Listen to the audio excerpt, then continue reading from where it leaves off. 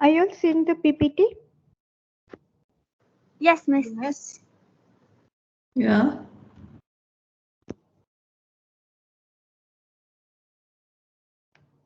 So in this PPT, actually, I have Club 3 and Section 4 also. But today we'll be dealing with only 3. So in the Section 3, it is dealing with effects of climate. And fourth one is about environmental sanitation. So in the effect of climate, that's what we are going to deal with today.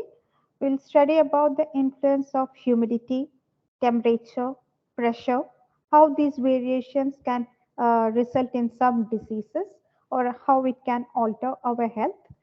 Some a new concept that is another meteorological condition, a concept called as comfort zone. Then also effects of overcrowding. Now, this is about the environmental sanitation we'll take in the next class. The course learning outcome, it will be describing homeopathy as preventive medicine, identify various communicable diseases and their prevention through case study. Oh, this shouldn't be coming over here. Discuss the philosophical principles upon which the practice of homeopathy is based with effective communication. I just copy pasted, I think. This is not applicable over here.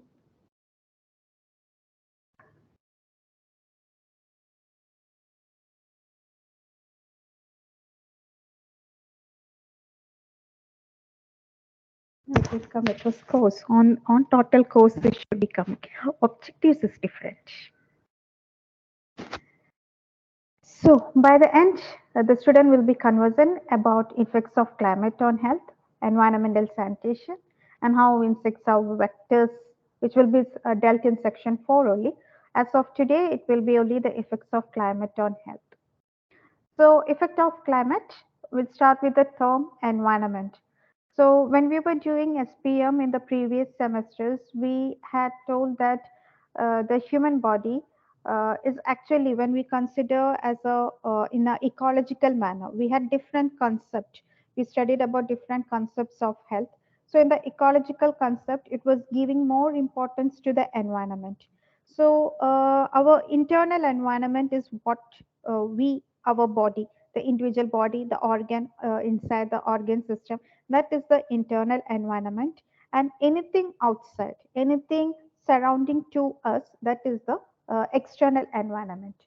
So environment, that is the term can be defined as all the external factors, living or non-living, material or non-material, which surround the man.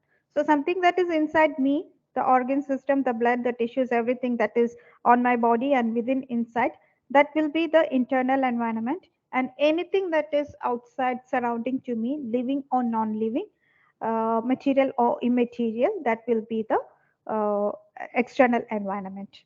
So this external environment, it can be divided into three components: the physical, biological, and also social. The physical component will be all the non-living things like the water, air, housing, waste, radiation, etc. And biological, plant and animal life. And that also include all the microorganisms, bacteria, virus, insects, fungi, rodents, animals, anything.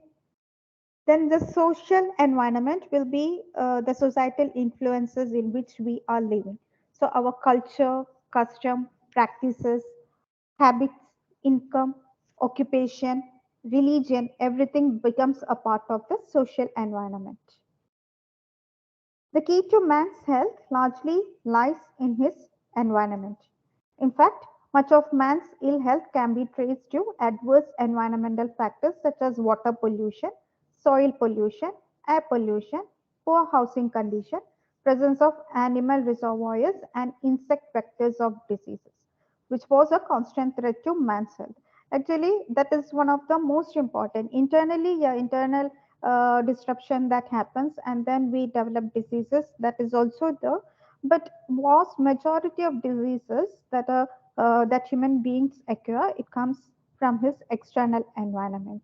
So you all know the problems of water pollution or soil pollution and air pollution. The presence of animal reservoirs. In some diseases, if there are some animal reservoirs in between, or even insects acting as vectors, it is very difficult to control those diseases. Like rabies. Rabies is transmitted by a zoonotic disease.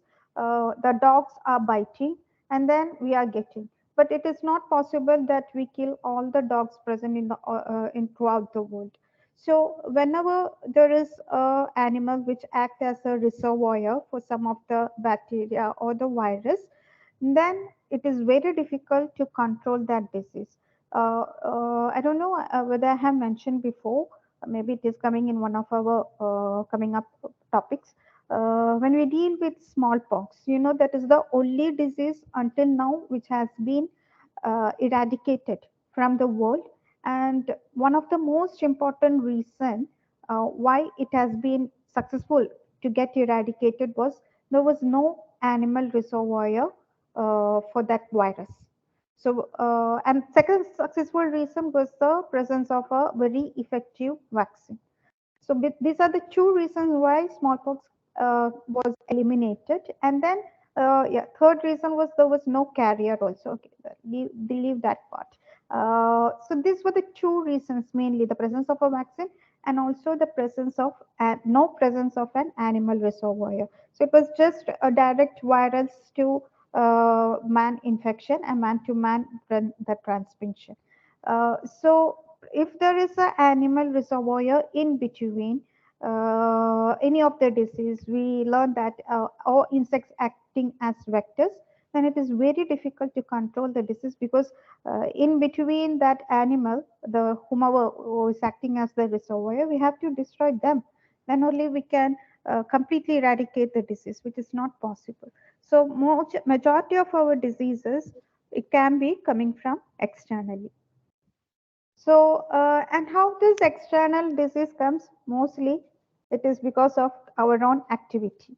So, all the pollution, what we mentioned over here, the poor housing condition, insect vectors. Okay, we can't kill any insects, but how these insects act as a vector or the way it is getting transmitted, we ourselves are somehow responsible for that. So, often man is responsible for pollution of his own environment through urbanization, industrialization, and other human activities. The household, workplace, outdoor, and transportation environment pose risk to health in a number of different ways. And if we go to the statistics, it can be seen that 24% of global disease burden and 23% of all deaths can be attributed to environmental factors. And about 36% of this burden affects children from 0 to 14 years of age. So that shows how much the environmental influence on health is important. So the meteorological environment or the effect of the climate, the things which comes under this meteorological environment is atmospheric pressure, air temperature, humidity, rainfall, direction and speed of wind, and movement of clouds and character of weather. The term climate is a geographical concept representing a summation of the whole range of meteorological phenomena. Like everything together becomes up for a long term, we call it as a climate. So, starting with the first one, atmospheric pressure. So, atmospheric pressure at Earth's surface, which is very close to the sea level, we had uniformly given it a constant value, that is 760 mm of mercury. This is called as 1 atmosphere of pressure. Man is physiologically adapted to live at 760 mm of mercury pressure or somewhere close to it. The atmospheric pressure falls as altitude increases. If we are going high up above the mountains, the pressure is going to decrease. Whereas if we are going down the beneath to the sea, then the pressure is going to increase. So the atmospheric pressure falls as altitude increases and it increases as altitude decreases, or then we are going beneath to the sea or to the mining area, like that. Thus, at an altitude of 100,000 feet above mean sea level, it is in the above the I mean the sky level, the atmospheric pressure is less than 10 mm of mercury. Whereas if we are going down, the pressure increases at the rate of 1 atmosphere for each 33 feet depth below sea level. So how we can measure this atmospheric pressure? The instruments used for measuring atmospheric pressure are called as barometers. There are three types of it. First one is the 14 barometer. Then we have the Q pattern station barometer and also the barograph. There are different principles by which it is working, mostly biophysical, or that biophysics principles will come into it. So I didn't go into those details. Just remember the name of these instruments by which we can measure the pressure. So how this pressure is going to influence our health, especially when we are going to high altitude, or high altitude in the sense where the pressure is going to come down. So man cannot survive at an altitude of 25,000 feet without the breathing equipment. When man is exposed to low pressures, that is in high altitude, three physiological changes are happening. First one is increase in respiration, and then increase in cardiac output, and increase in the concentration of hemoglobin. All these three things you might have already learned in physiology, how it happens, why it happens. But just to give a quick uh, mm, recap, I can say like increase in respiration, because when we are going high up, we already told that the pressure is getting lowered. So the oxygen content in the air is also getting very much lowered. So that much air or the oxygen is not enough to maintain our BMR activity, the normal respiration of the body activity. This much less quantity of oxygen is not enough. So as a physiological process, in some moments itself, the people will be starting, or our body is accustomed to do a hyperventilation, or like a increased rate of respiration, so that more and more oxygen will be entering into our body. Then the second one is increase in cardiac output. Only then the blood will be pumping very fast enough, and more blood will be reaching every organ, and then it can supply the necessary blood, which will be having enough quantity of oxygen. So the first two happen where almost immediately, and that is for a very immediate response for an increased need of oxygenation. The third one, that is the increase in the concentration of hemoglobin. That is more of a chronic in nature, chronic in the nature, like not immediately happening. It will happen maybe taking around 7 to 8 days. So, you might be remembering for the production of or the increasing the number of the hemoglobin, especially when we are going to high altitude, we need to go through a process of acclimatization, like 4 or 5 days we will be staying at different levels, especially the people who are going for mountaineering, etc. At different levels they have to stay for 3 or 4 days, the body get adjusted, and then only they will again ascend. So the main principle over there is whenever the person is going in a high level, and there is a need for the increased oxygen, the kidney will be starting to produce the hormone erythropoietin, and this erythropoietin will be increasing the amount of hemoglobin. But this will take around 7 days. That is why the process of acclimatization came up. But the other two, the hyperventilation or increase in the rate of respiration, and also increase in the cardiac output, that happens almost immediately. So, what are the sickness that is possible? The first one is acute mountain sickness, which is very mild or a commonly seen condition, which is harmless and also transient in nature. And this is characterized by headache, insomnia, breathlessness, nausea, vomiting, and impaired vision. And how can we manage it? If it is very mild cases, usually treat with supportive care, including rest, pain medications for headache, and hydration, enough hydration. If it is more severe cases, then it can be treated with oxygen given through a nasal cannula, as well as with prescription medications such as Temozolomide, dexamethasone, or both, whatever. Do you know? I didn't type it, I think. I thought we will discuss. So, do you know what are our medicines for acute mountain sickness?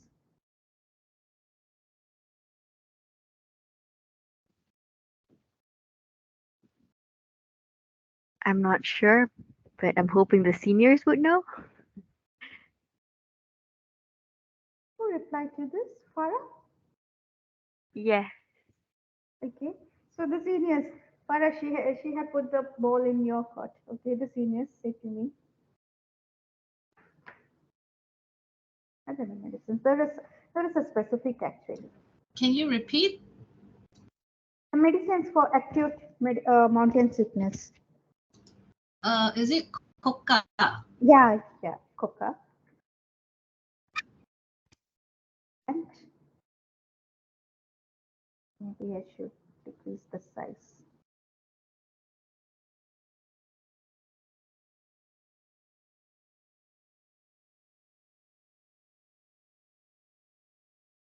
Anything more?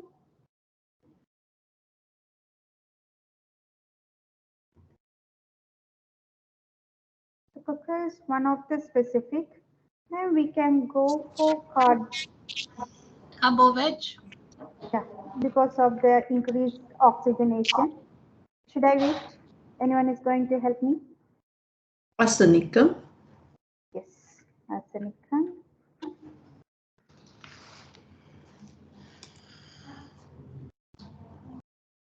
Bacteria mostly, but other medicines. This will be the main ones.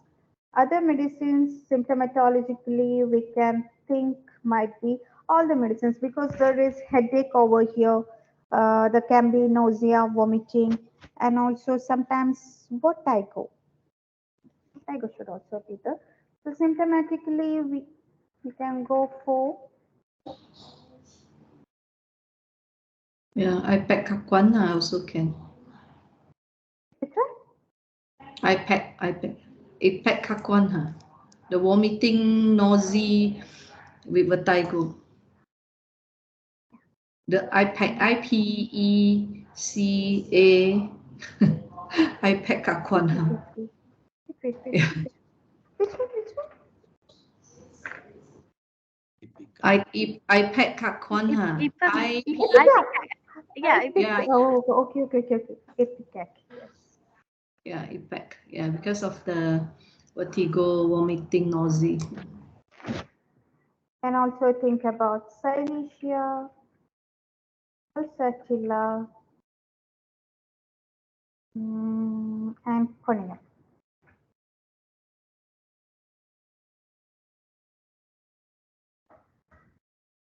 That will be very less important medicines. I mean, symptomatologically important medicines.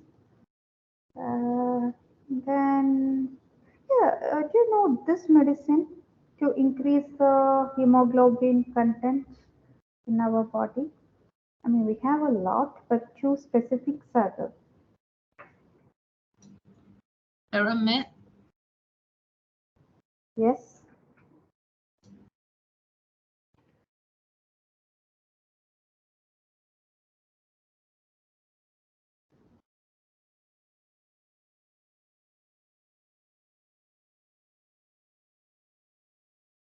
more importantly, two specific rare remedy, vanadium and lecithin.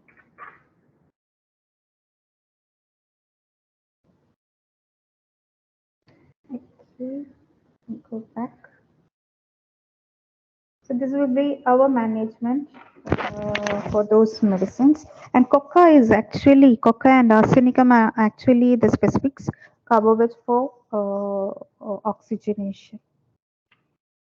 Then a more severe condition, if you are going high altitude, it will be high altitude pulmonary edema. So the symptoms, because here we see the term indicates pulmonary edema. So it is a very severe condition. The condition had gone to the fluid accumulation in the lung tissues or the pulmonary edema. So this symptom generally appear on about the third day at high altitude. As pulmonary edema develops, the patient will develop cough and may experience irregular or Cheyne-Stokes breathing, oliguria or reduced urine output, mental confusion, hallucinations, stupor, seizures, and coma. And when this happens, it is very best to carry the patient to the lower altitudes as possible. And this condition is usually rare below 12,000 feet. It usually happens in a very good height. And do you know, I hope you know what is chain stocks breathing.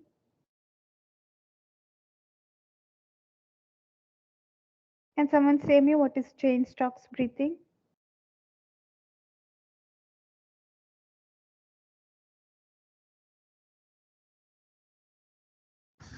Change of Chain stocks breathing.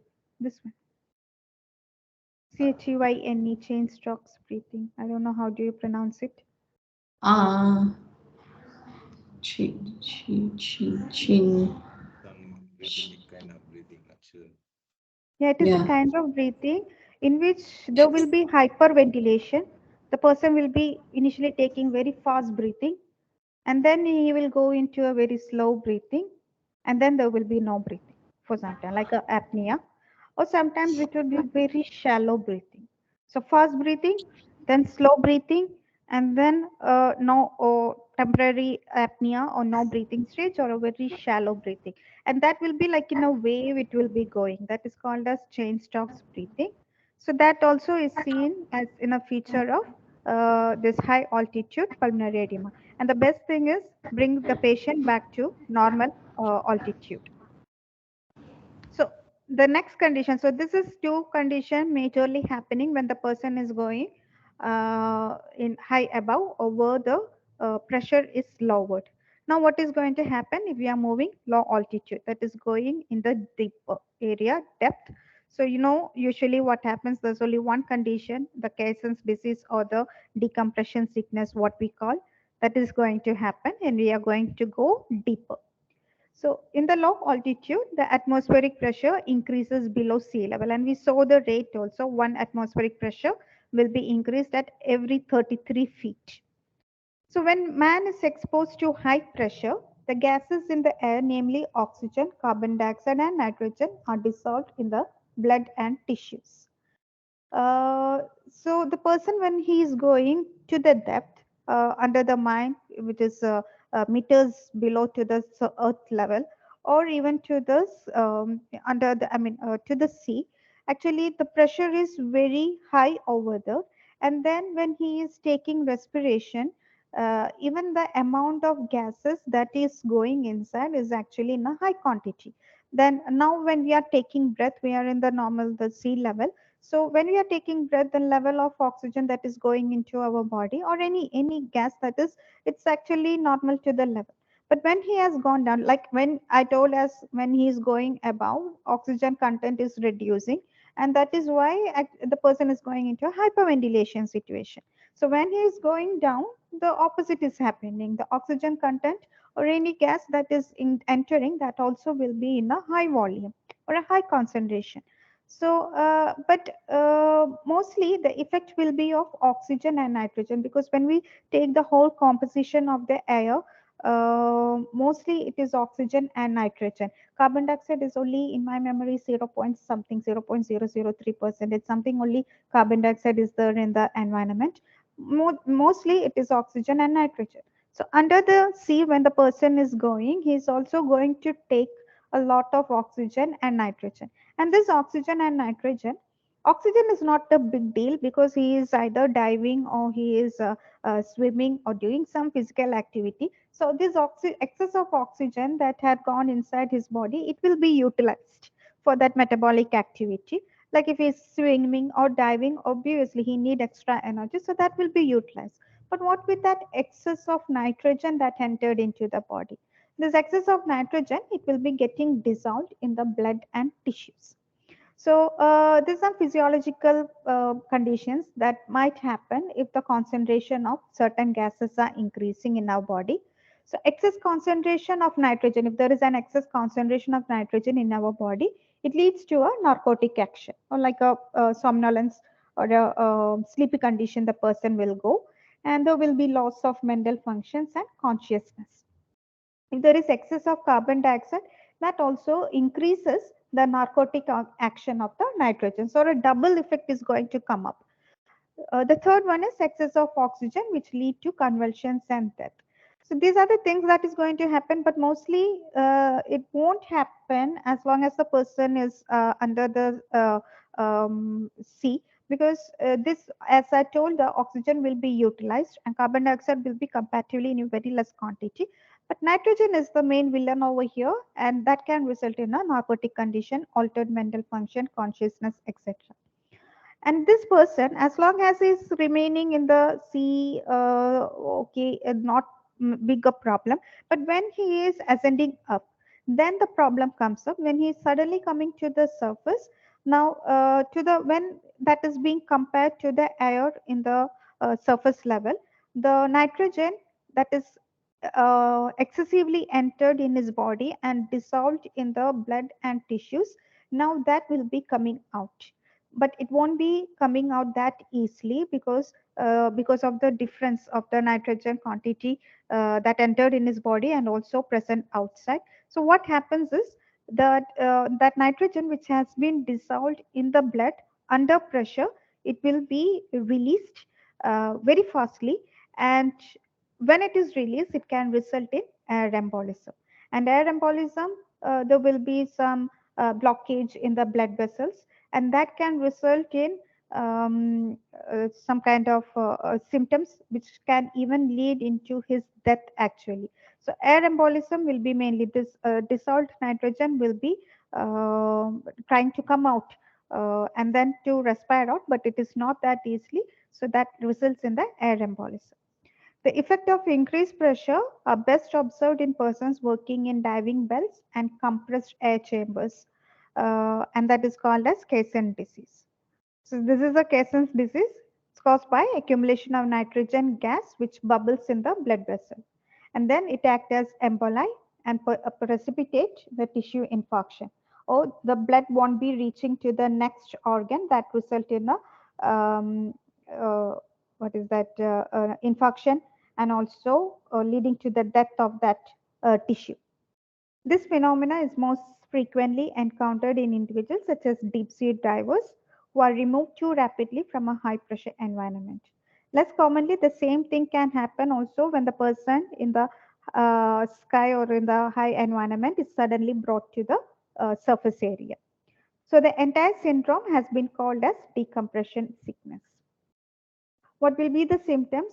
In the mild condition, it will be mainly fatigue and pain in muscles and joints. In the more severe type, the symptoms will be that similar to stroke or can include numbness, tingling, arm or leg weakness, unsteadiness, vertigo, difficulty breathing, and chest pain. People are treated with oxygen and recompression therapy, high pressure or hyperbaric therapy. And one of the most important preventive mechanism is to limit the depth and duration of dives and the speed of ascent. So there are, if we go to the divers site, their security, like I was just Googling, and then I saw the websites which are now I'm not remembering the websites which are concerned with this diving and giving those lessons. They have set up some values like this much meters only that will be allowed, and not descending further to that, and how much time they can be in that area, like that. So complete guidance it has been given. So this decompression sickness can be avoided by limiting the depth and duration of the dives, and the speed of ascent also. How, if they are coming up slowly, then also the problem is not that much because it will be bubbling out the nitrogen. But when they are suddenly coming out only, it won't be easily bubbling out, resulting in the air embolism. So this is how oxygen, hyperbaric oxygen therapy can be given. It can be given in a group or it can be given individually also. Now the second one is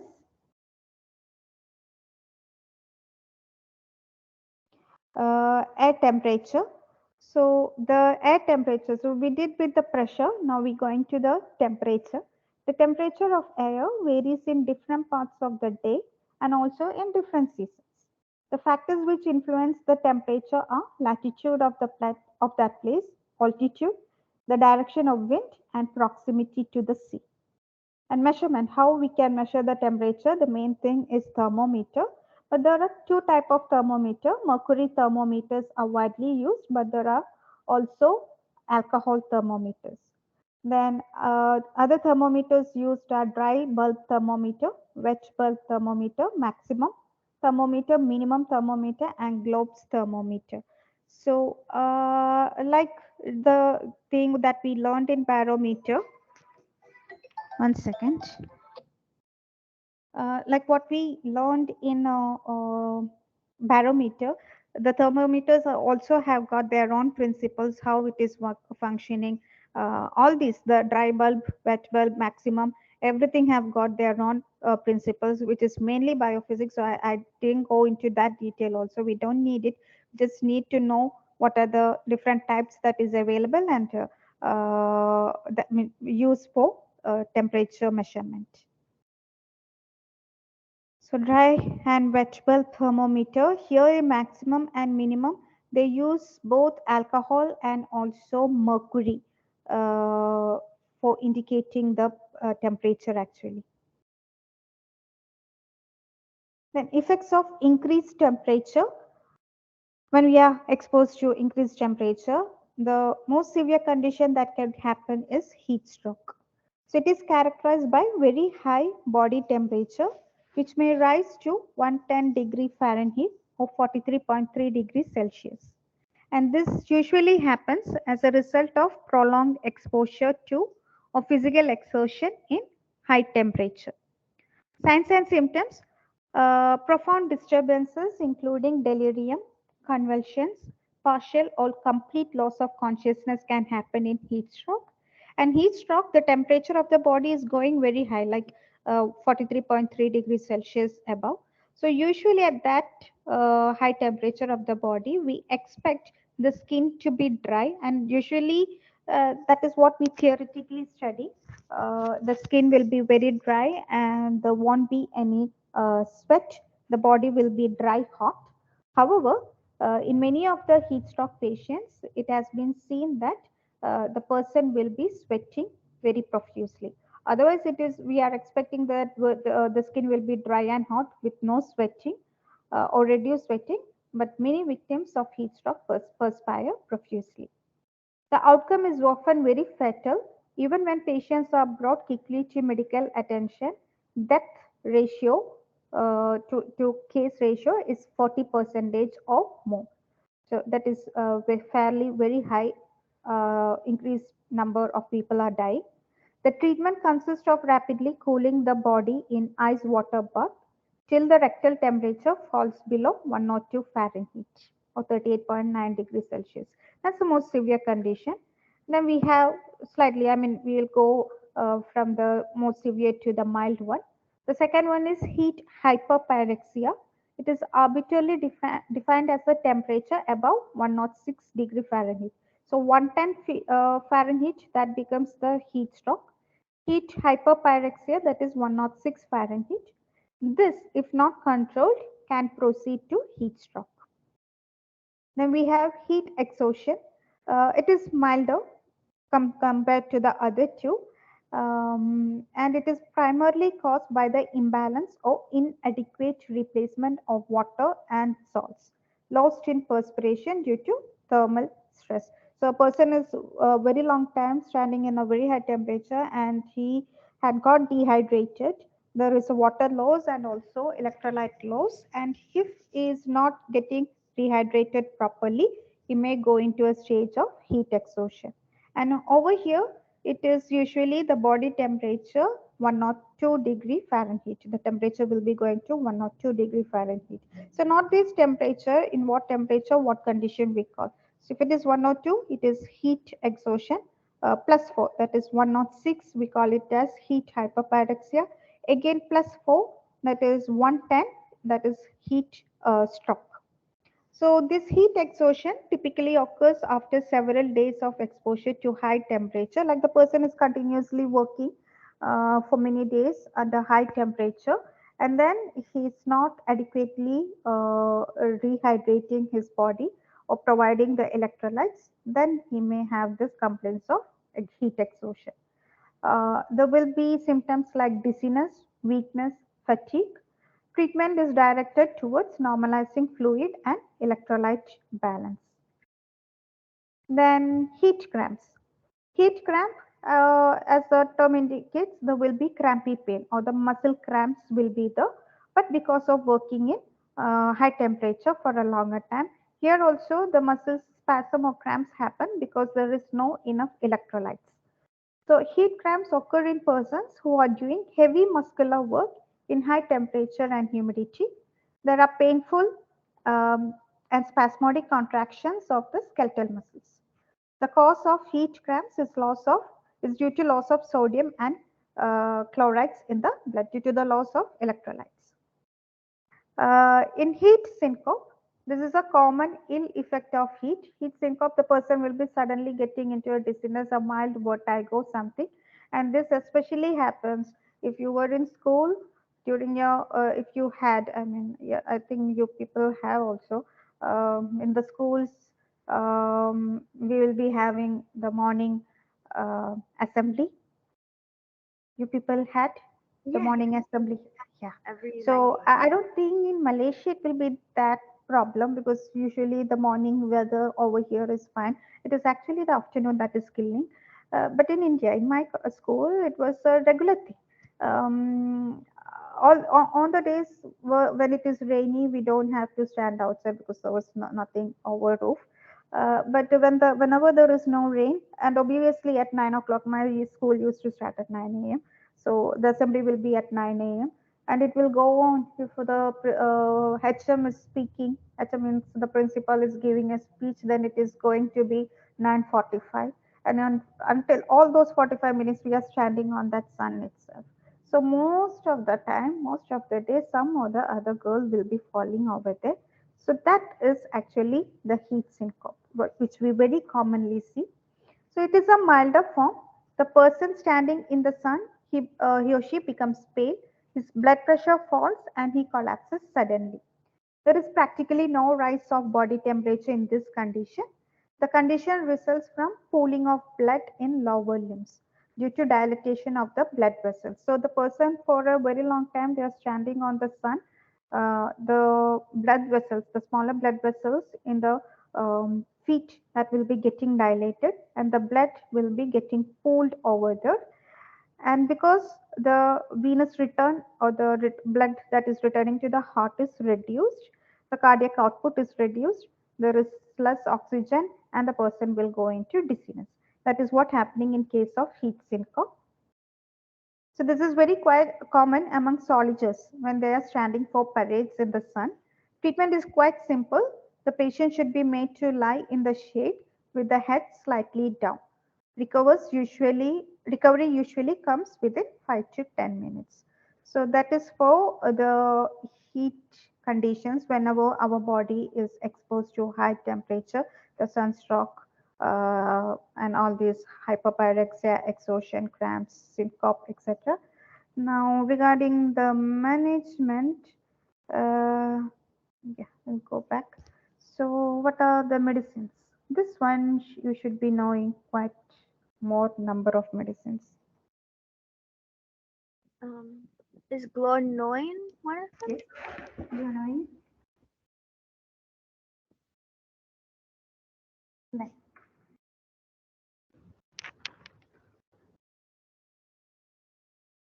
seniors. Where are you? Natsi, Huh? Natrium carbonicum, Atanta, yes. Oh, Nancy. Oh, sorry, I didn't remember. Sorry. Then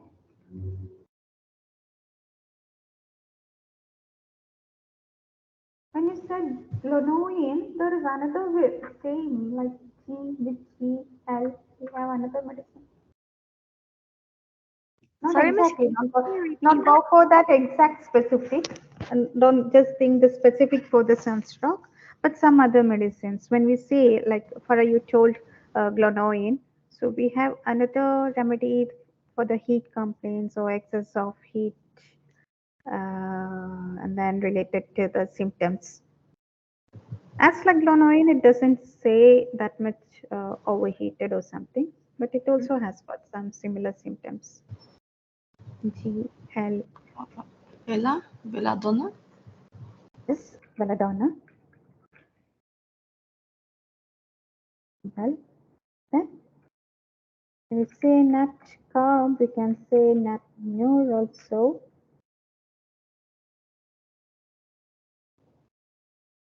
Finished. There is something with L. Business. Yeah. Then something with V. B. V, V. We V for van. Valeriana. Not Valeriana. Veratrum. Veratrum. Which one? Um, Yeah. Veratrum viridae. Anything more? And conclude we have ah, sulfur, of course, natrium carbonyl, natrium urinalysis, respiratory and include sulfur.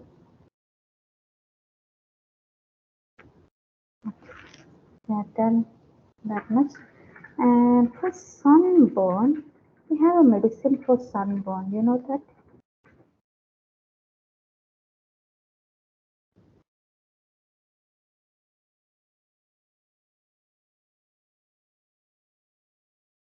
Antaroid, Antares. yeah, Oh, for external application, we can do that.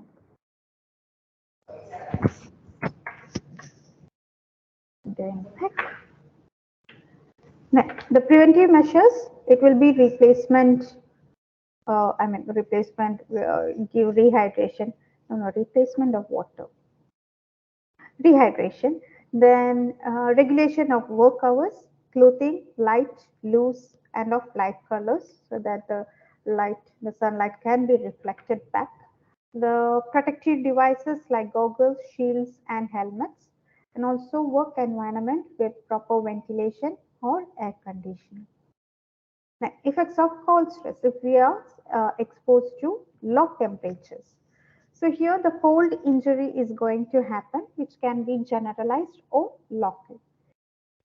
In general, in cold injury or hypothermia, there will be numbness, loss of sensation, muscular weakness, desire for sleep, coma, and ultimately death.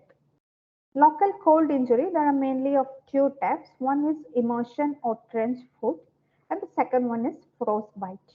So the trench foot or the immersion foot, it occurs when the temperature is above freezing. Like there is no necessary that the temperature should be freezing. If the person is standing for a long time in a lower temperature, that can also a wet cold condition that can also result in trench foot. And if it is the person exposed to dry cold or below freezing point, that is in a when lying, you might have seen that in many documentaries, people who were who got into the accidents, in the sense in Everest, Mount Everest, sometimes their fingers have to get amputated because it might have undergone frostbite and then got necrosed, then it has to be amputated. So those conditions, we call it as frostbite. Here the tissues freeze and ice crystals form in between the cells. Frostbite is very common at high altitude. It is extremely important to dress for the temperature with which the part will be in contact, a kind of prevention. The affected part should be warmed using warm water at 44 degrees Celsius. Warming should last about 20 minutes at a time. Intake of hot fluids promote general rewarming. This one, this was a thing that was for me, it was new at that time. For you, it may not be that important. when I went to UK, the temperature over there. So I didn't have much of the cold things with me, like jackets and all. I just bought one from. I took one from India, but that was not enough for that coldness. After reaching the 1 week later, something I bought another jacket also. But once inside the class, we remove the jacket and sit sometimes. So then it was not giving me anything warm. I used to die of cold over there. And then something came up, and we had a British lady also in our class. Otherwise, it was mostly international students from Africa, India, uh, yeah, Singapore, so many different countries, even Taiwan. So many countries were there, but we have one local student that was a British lady. So once when we were having a small chat, I told to her UK is terribly cold, and then the sentence she told me was it always. I mean, it struck me at that moment, and it always remained in my mind also. She was like, Mira, it is not that UK is so cold. The thing is, you are not properly dressed. So it is then she told me like during that weather we have to use layers of cloth, and she showed me actually the different t-shirts, three or four layer of t-shirts that she has worn inside. And then only I understood, oh my God, because I came from a tropical country. To survive in that coldness, people use layers of clothes and over that jacket. And also, even she told me the importance to cover the neck region, the ear region, especially the earlobes, and also the ankle region. And when I started covering like that, then it became comfortable for me. So that matters.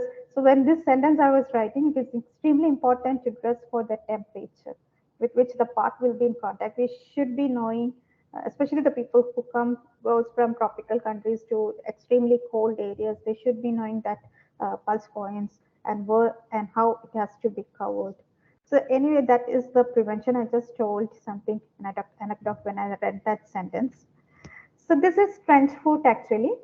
So trench foot symptoms can affect the heels, toes, or entire foot.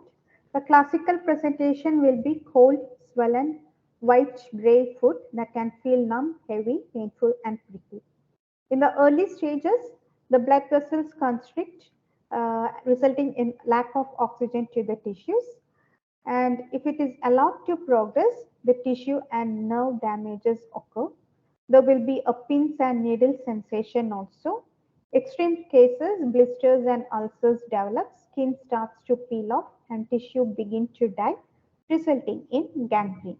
Here, in these conditions, those medicines which we learn, like Gravgol's hydrogenate constitution, uh, or those medicines which we study under that, it can be given for trench foot. So can you name me what are those medicines, Gravgol's hydrogenate constitution and remedies? Or the people who are standing for a very long time in water or even in clay, that is what we learn in Materia Medica, or in our area paddy fields for a very long time. We have some medicines for that.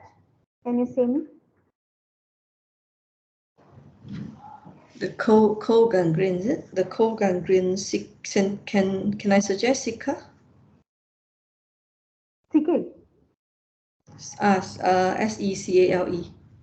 Sickle. Sickle will be more towards next condition, frostbite, because it is going towards necrosis. Here it will be mostly, the hydrogenate constitution. What are the hydrogenate constitution remedies? Arsenicum. Yes. Then But I think Sika also quite good for gangrene when the food is too cold, no more circulation, right? No yes, more blood it will flow. come. Yeah. Yes, it will come. It will come. Definitely, it will come. But I told that will be more indicated if this is the condition. Frostbite. Sickle will Yeah, be the more frostbite. indicated. Okay, okay. Frostbite. Yeah, I'm not saying that it won't be, but it is more indicated in case of frostbite. What about agaricus? That also in frostbite. This will be more related to people who are working for a long time in clay, more water conditions. So the medicines that also we can come over here. Definitely doesn't matter. I mean, it is symptomatological, but I'm just going for very specific. The hydrogenate constitution, what Clavicle has explained, like working for a long time, that or exposed to water for a long time, those medicines. I just stick on with this over here. It is Calcarea carb, arsenicum, arenia, diadema, then Graphite is not terebinth. Huh? graphite. Not Graphite hearing is you, Vinod? graphite, No. is it? Graphite is not exactly. I mean, yeah, it is a chili patient, yes. But more specifically,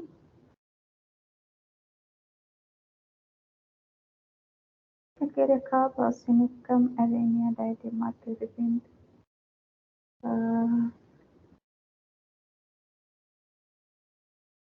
Which have may come up. This will be more constitutional type also, okay? Again, I'm remembering only this method right now. Arenia. There are more actually. Natrum sulf.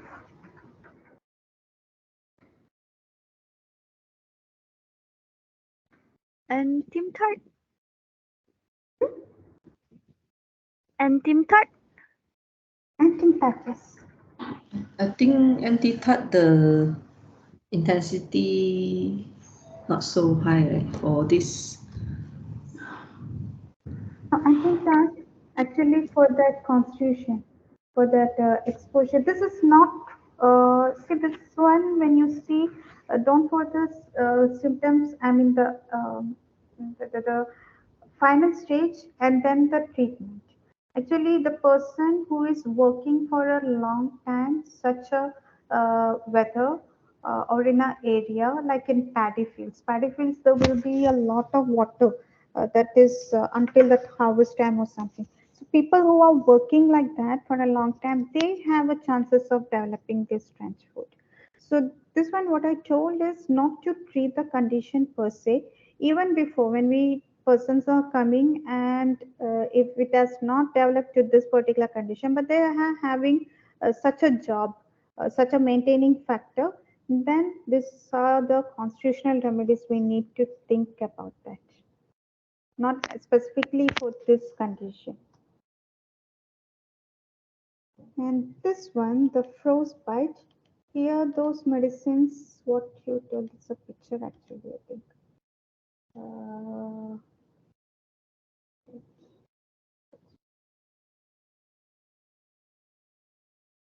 Here our medicines will come, which you told, kill core, and someone told agaricus. Here it will come. Anything?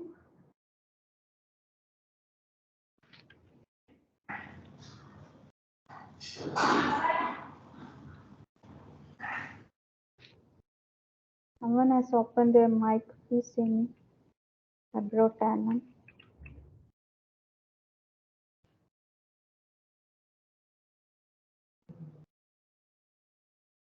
In frostbite conditions, the first medicine to think about will be sickle core. And then the past sulf, oleum, and the one is Can we use yes. legacies? Once it has gone into the this condition. Fourth degree. Ah, okay. Once it has gone into necrosis, yes. Before to that, lattices is never coming for that cold exposure because it is always towards the sunstroke. But once this happens, yes. So in the frostbite, it will be going through. Okay. Yeah, three stages actually. The first stage is called as frost nip, where it will be very cold, sore, and painful. cold, sore, and painful. The skin will become red and purple, the first degree. In the second and third degree, it's called as the superficial frostbite. There will be a pin and needle sensation, a warm sensation also that you already know if you take ice for some time, even the palms, after a few minutes, we start feeling a warmth actually. So that pin and needle sensation, a warm sensation will come up. Then the blisters, here you can see, I'm not sure how much it is visible in this picture, but the blisters start appearing. And in the third degree, that blisters will be burst opening, resulting in some peeling of the skin also. And in the fourth degree, ultimately, it has gone into infarction happen, necrosis happen. There is numbness, hard black skin forms. And at this condition, mostly there is no other way other than amputation. Though we have good remedies like cecal core, agaricus, abrotanum, which are more specific for this condition.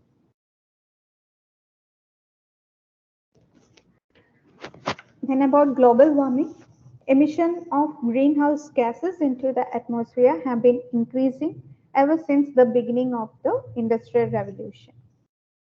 So this one,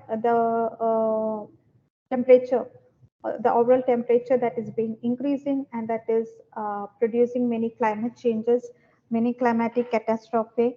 We know the importance of climate and its variation currently happening. So the major reason for that is the combustion of the fossil fuels and the release of increased carbon dioxide into the atmosphere. It is generally considered that the main effects of this include an increase of about 3 degrees Celsius in the average global surface temperature by the year 2030.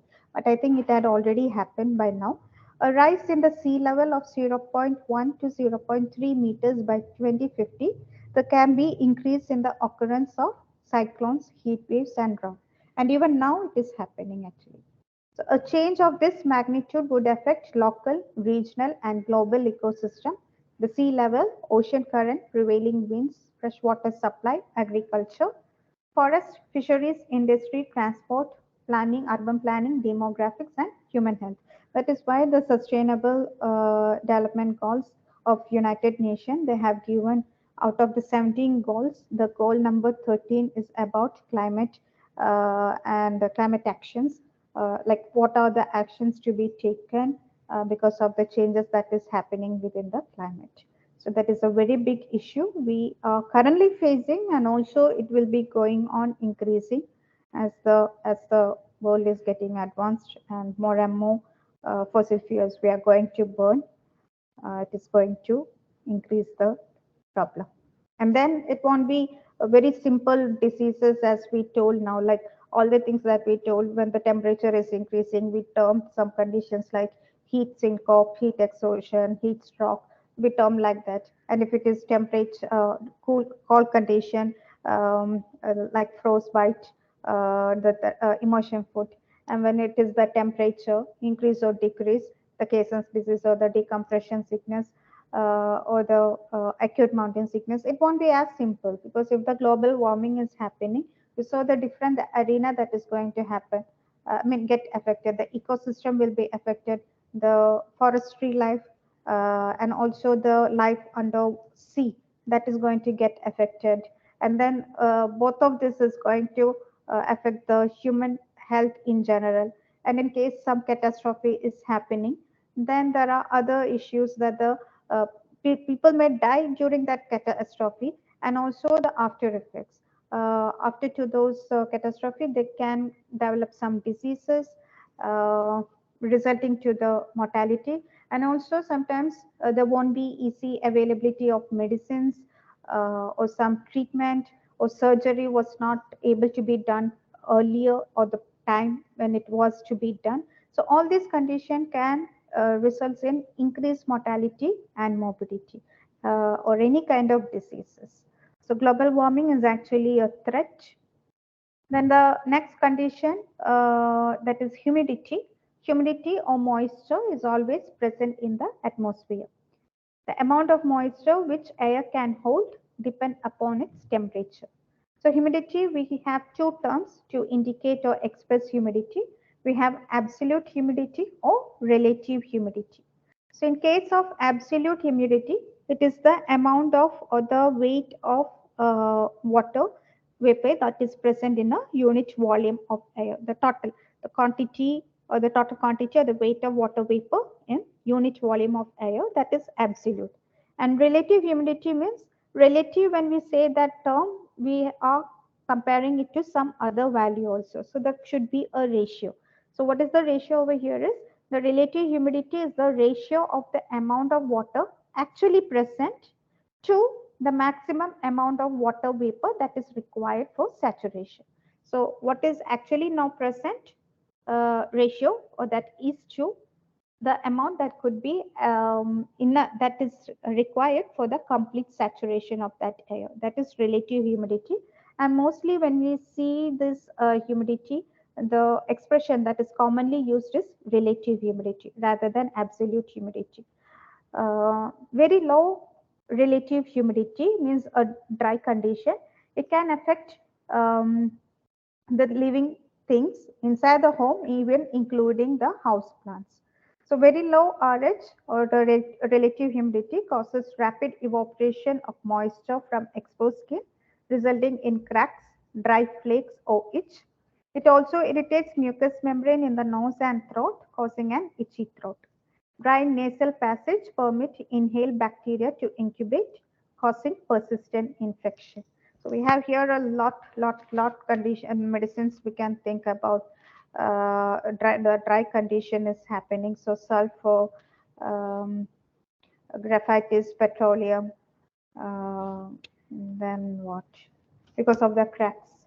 Um, then in case of irritating mucous membrane, one of the important medicine will be sambucus, arum. So many medicines. Wait, can you repeat that, Miss? The dry part? The medicines. Yes. It's very common here. That's why I didn't even bother to write. Because it is dry, medicines will be usually sulfur, graphitis, petroleum, fossil, um, hexaparilla.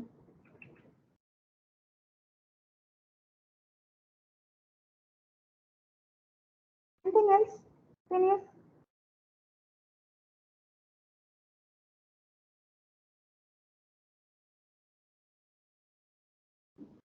Where are my seniors over there?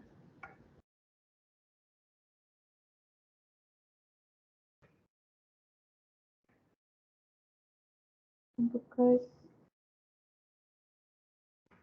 Adam, Anthea.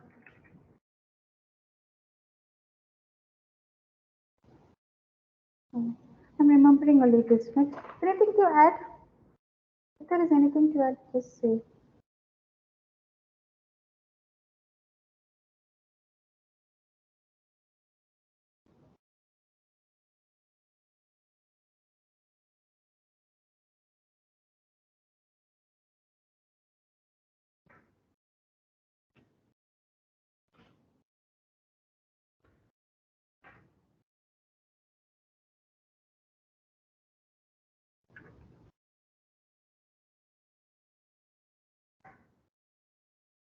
Phineas, are you always are you all there? Yes, I'm here. Yeah, and anything to add over there?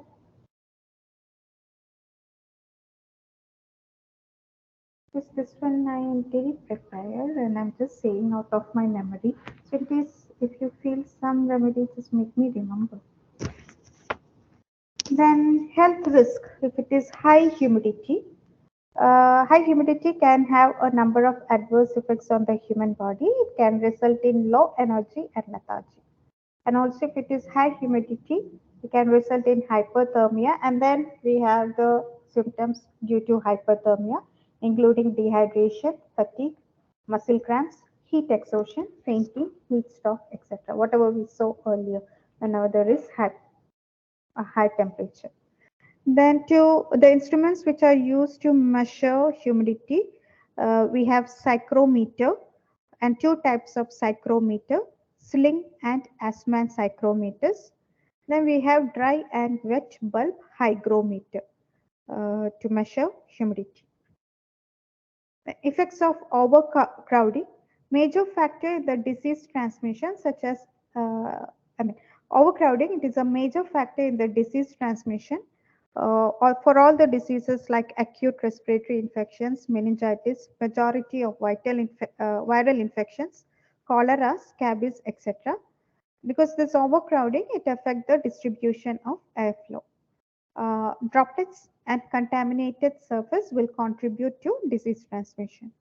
Physicians or the environmentalists will believe that there should be a minimal 2 arms length between patients, and social distancing is an effective way of reducing the spread of infectious diseases. So a lot of diseases, and we'll be learning in communicable diseases, whichever disease that is being spread by droplets are mainly due to overcrowding. Next one is air, but this will take some time, so we'll stop over here. Can someone, have anyone taken the screenshot? Yes, Yitling has done. Okay, so we stop over here. Organon, we continue in the next class.